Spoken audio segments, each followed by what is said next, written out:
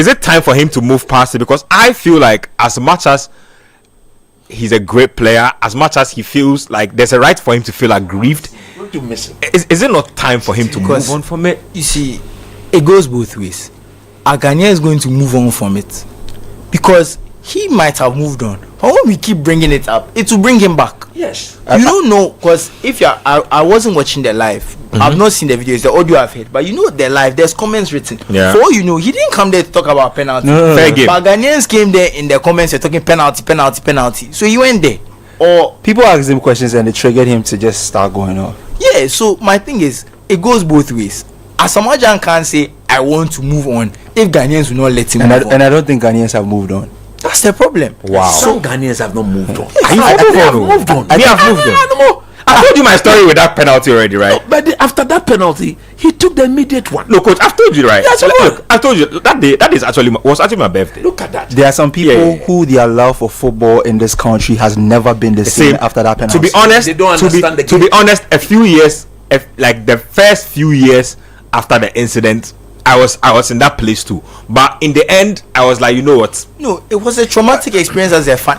You see, anyone who loves football in Ghana remembers where they were when that penalty happened. Everyone remembers. Everyone. So that one day, we all. Where were you? Oh, Charlie, I was in front of my TV with my vuvuzela. I was ready to blow. Look, on hindsight, I think the mist of that penalty was godly.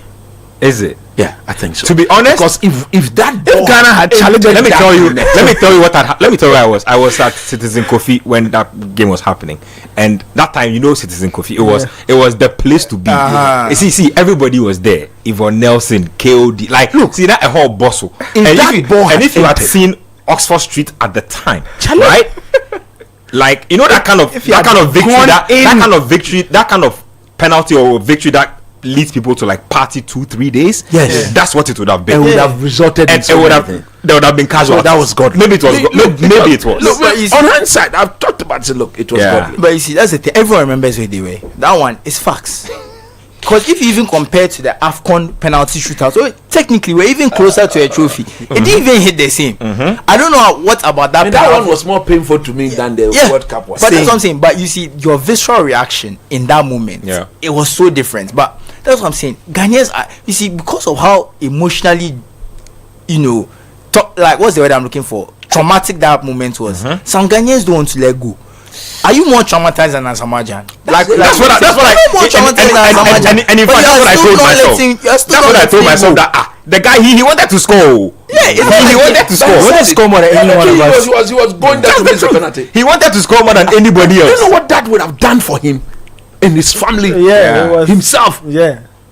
The one Morocco did in Qatar, we should have been the first country to do that. See? But you see, that's what I'm saying. We Ghanaians are not letting go. So if Asamoah goes on a live, right, and he's emotional about things, because I don't think it's the penalty that brought him there. I think he was, because the live, he does lives. I mean, typically he can be riding in the car, listening to music, singing, and then he just goes on live. It's like a fun thing he does. I see this live, he sounded very emotional. He was. And if you're emotional and someone brings up this trauma, because it was traumatic for him as well, he's going to go on a rant. Yeah. And don't forget, there's been political. He had political links. That in fact, he said something. He says that his association with the outgoing party actually led him to lose a lot of respect because he felt used. That's a story we actually published. I don't know if that's why he did the live first, but he felt that he needed to clear the air on some things. When you watch the live, and I don't know, maybe you might want to finish. Maybe. No, you go ahead. You see, when it comes to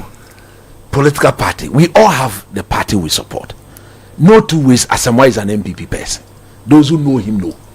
So he should not be peeved that in supporting his tradition, what he believes in, some people have led him astray. Fair. That happens. Fair. Move on. Let's move it on. But you are just I was just going to say that when I watched the video and listened to the tapes and everything, you could tell that this is a man who's had a lot on his chest in the last last few weeks, months. You know, I think that for most footballers, you retire and you sit down, relax, the stories go away, you live your life.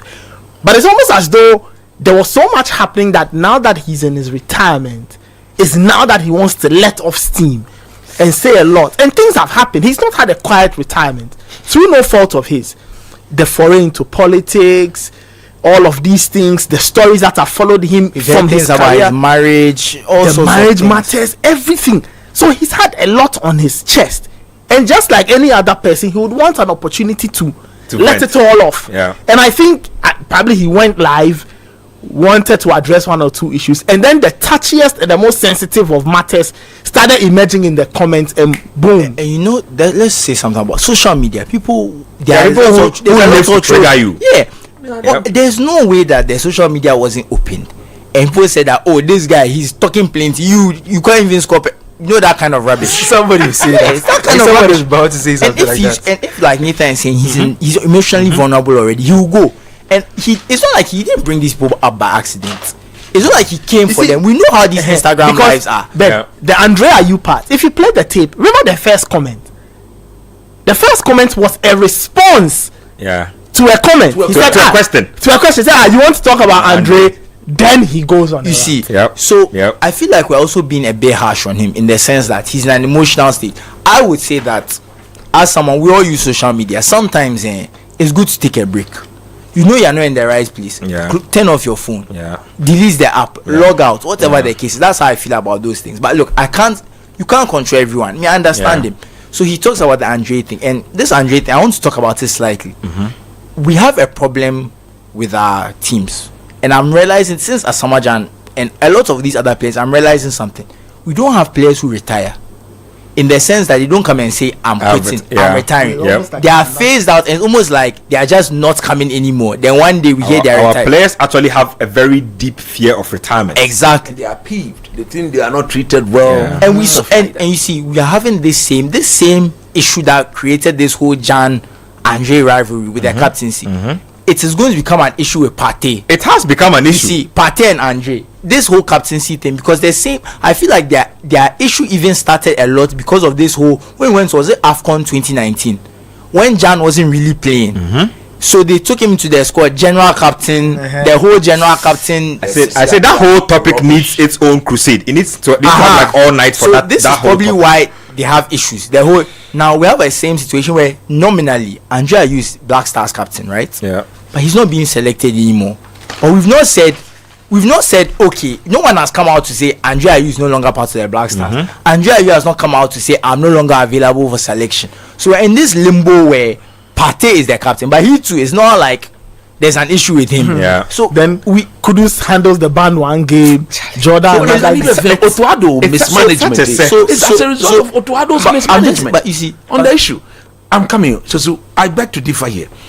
There's no issue between Partey and Andre as to who the captain is, because like you rightly said, Andre has not been the throat of the captaincy. No, it's just anytime because he he's not shows up selected, in the team, he he will be wears the captain. band. So when he's not there, somebody has to wear the band. And in his absence, Partey has always been his deputy.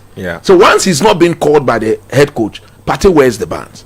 The mismanagement of that band is Otuado's own doing.